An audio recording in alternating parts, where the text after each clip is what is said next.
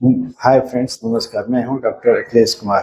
और जैसा कि पिछले वीडियो में आपने देखा था कि स्ट्रोक कब कहेंगे, पैरालिसिस से स्ट्रोक क्या होता है, कैसे होता है।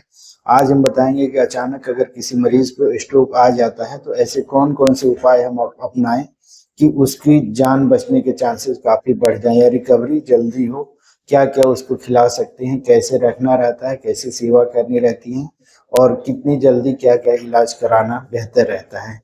तो चलिए सबसे पहले बात करते हैं कि अचानक से अगर कोई मरीज को स्ट्रोक आता है। स्ट्रोक का मतलब क्या है कि जो मोस्ट कॉमनली होता है कि शरीर का आधा अंग अचानक काम करना बंद कर दे, या हाथ पैरों में सूंपन हो जाए, झंझनाहट हो जाए, दिखना बंद हो, कमजोरी होने लगे या चक्कर ज्यादा आने लगे। तो ये सब स्ट्रोक के लक्षण होते हैं।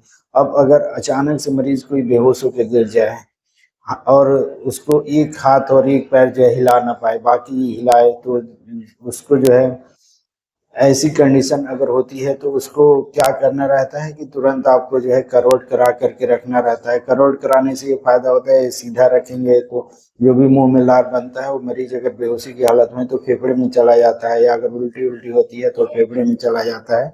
उससे अचानक सांस की दिक्कत बढ़ जाती है या सांस रुक जाता है, जिससे जान जाने का खतरा रहता है। तो मरीज को करवट करा के रखना रहता है। अगर बेहोशी की हालत में होता है तो कई बार होता है घर के लोग जैसे उसको कुछ पिलाना उलाना, मुंह में बहुत से लोग पानी डाल देते हैं, कुछ भी मुंह में डाल देते हैं, तो उसको भी फेफड़े में जाने का डर रहता है। उससे भी जो है मरीज की जान जाने का खतरा रहता है। इसके अलावा मरीज को जो है तुरंत नज़दीकी अपने किसी डॉक्टर को दिखाना रहता है। अगर कोई एमडी मेडिसिन है, न्यूरो सर्जन है, न्यूरो फिजिशियन या कोई भी अच्छे अस्पताल में तुरंत लेकर के जाना रहता है। क्योंकि स्ट्रोक यूजुअली दो तरह के होते हैं। हेमरेजिक स्ट्रोक होता है जिसमें दिमाग की नस फट जाती है, या दिमाग की अगर जो ब्लड सप्लाई वाली कोई नस ब्लॉक हो जाती है तो उसको इस्चेमिक स्ट्रोक कहते हैं। तो अचानक अगर कोई मरीज बेहोश हो गया, एक हाथ पर काम करना बंद कर दिया, तो चेहरा एक तरफ टेढ़ा हो गया, तो ऐसे मरीजों को तुरंत जो है नज़दीकी अस्पताल या डॉक्टर के पास लेकर के जाना रहता है। उसमें सबसे पहले हम सीटी स्कैन करा करके देखते हैं कि सीटी स्कैन में ब्रेन हेमरेज हुआ है या इस्चेमिक स्ट्रोक है। अगर ब्रेन हेमरेज है तो ये देखते हैं कि ब्लड का वॉल्यूम कितना है।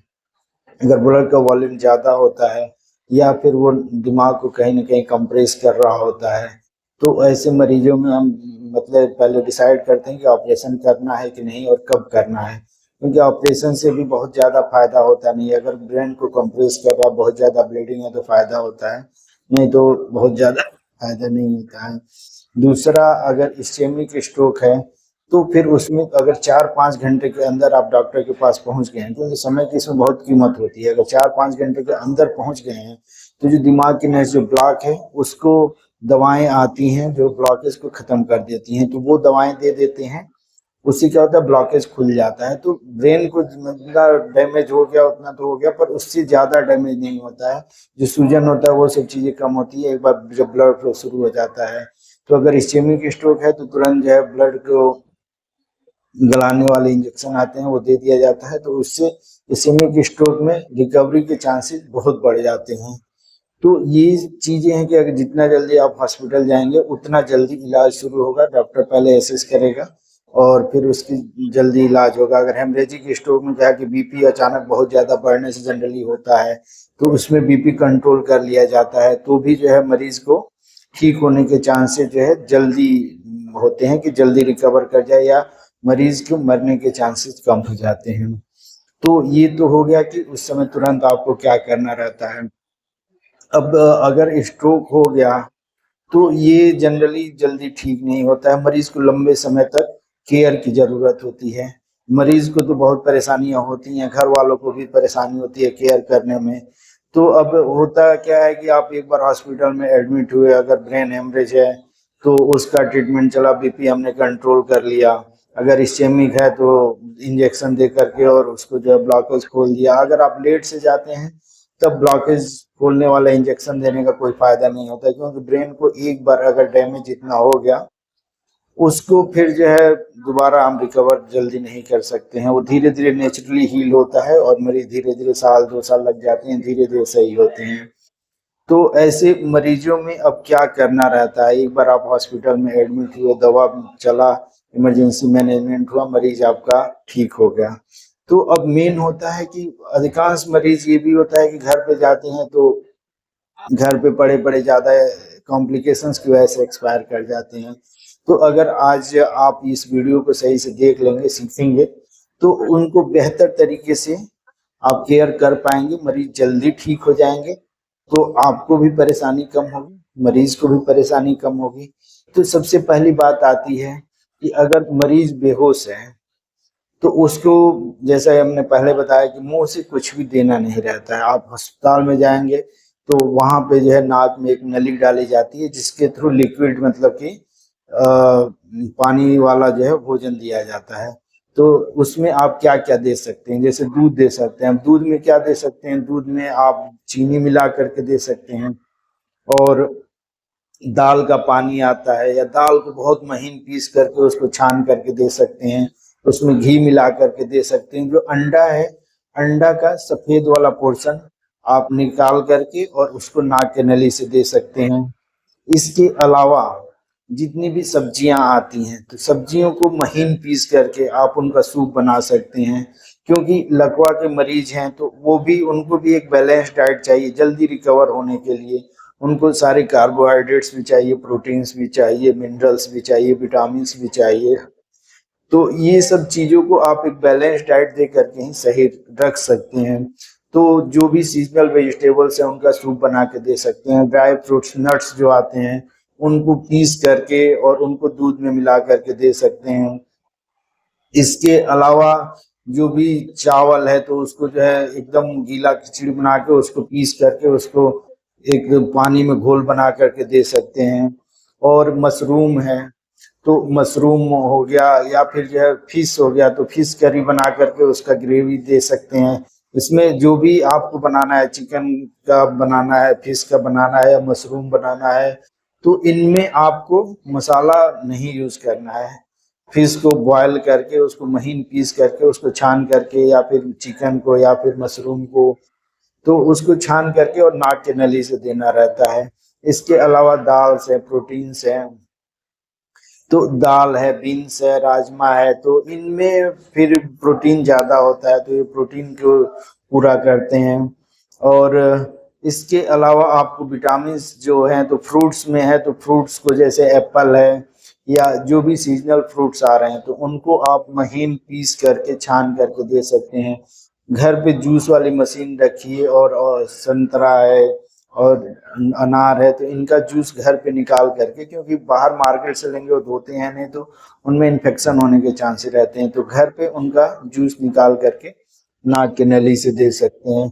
इसके अलावा कोई भी फ्रूट है तो उनको आप महीन पीस करके उबाल करके और उसका लिक्विड पोर्शन जो होता है छान करके पानी में, और जो नाक की नली से आराम से अंदर चला जाए, वो सब चीजें आप नाक की नली से दे सकते हैं। अब नाक की नली से देना कैसे रहता है, तो 50 ml का सिरिंज आता है, उसको जो नाक में आरटी डालते हैं, राइल्स फीडिंग ट्यूब्स जो होती हैं, उसमें लगा करके और उसमें डालना रहता है। मरीज को देने के पहले बैठा के रखते हैं, बैठा के रखेंगे फिर उसको देंगे, और जब पूरा दे देंगे उसके बाद थोड़ा पानी डाल देते हैं ताकि नली साफ हो जाए, और फिर उसको आधे एक घंटे बैठा के रखते हैं। अगर आप तुरंत लिटा देंगे तो वो जो आप नली में डाले हो पेट में क्या रहता है, पेट में अगर ज्यादा भरा हुआ है तो वो कई बार जो है उल्टी होती है। उल्टी होती है, अगर मरीज करवट नहीं है तो उसके फेफड़े में जाने के चांसेस रहते हैं।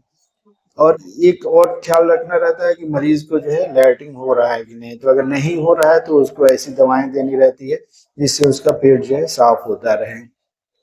अब ये तो हो गई खाने पीने वाली बात।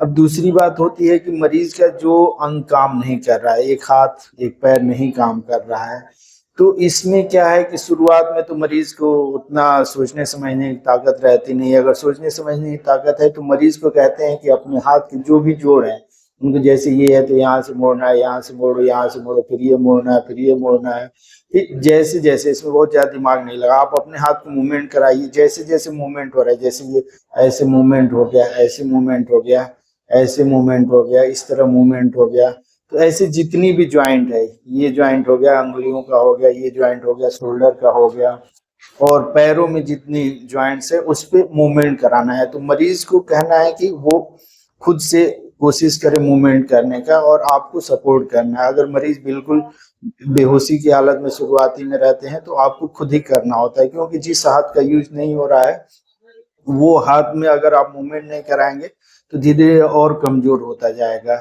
या फिर उसमें कॉन्ट्रेक्चर हो जाता है तो वो हाथ जो है स्ट्रिप हो जाता है, तो वो मूवमेंट उसमें नहीं होता है। तो जब मरीज का ब्रेन धीरे धीरे रिकवर होने लगता है तो अब उसका हाथ एक तरफ का पैर जो है यूजलेस हो गया रहता है, तो वो रिकवर नहीं करता। अगर आप ये फिजियोथेरेपी या तो कहीं जा करके करवाएं या किसी को घर पे बुला के करवाएं, या फिर आप घर पे खुद भी ये चीजें कर सकती हैं।